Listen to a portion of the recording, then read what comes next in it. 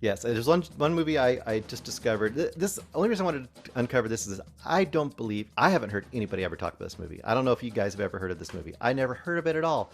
This is one of those I'm scrolling through trying to figure out something to watch. I don't have anything on my mind. I'm not really driven to watch anything, and I came across this movie called Woman at War from 2018. I'm like, oh, what is this movie? It shows a woman. You can see it behind me if you're looking at the video. There's like a what is it? A power pylon and the outside, and there's a woman with a bow and arrow. This is a Ukrainian Icelandic co-production from 2018. Well, this movie starts with a woman, just like you see in the picture behind me if you're looking at it. She's kind of, she's probably like 50, 55. She's just hiking through the Icelandic outback, or whatever they call it up there. Not the outback, but you know what I mean. She has a bow and arrow. She pulls it out. It's attached to a cable. She shoots it over some power lines. She drags the cable up so that the metal part of the cable that she's dragged up goes across the power lines and shorts them out because she's an eco-terrorist. And then she quickly runs away from that back to her normal life.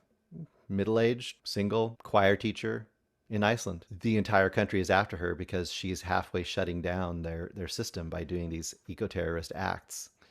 And this movie would say, okay, well, this is weird terrorist. This is this weird, like, dramatic social commentary movie.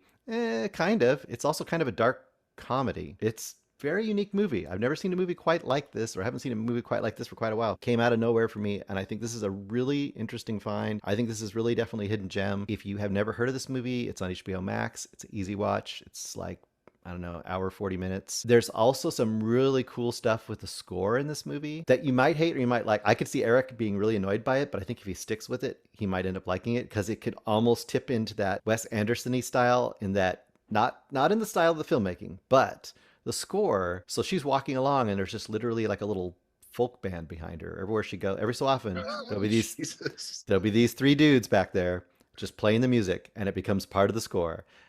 It sounds terrible, but it works. This is CinemAddicts.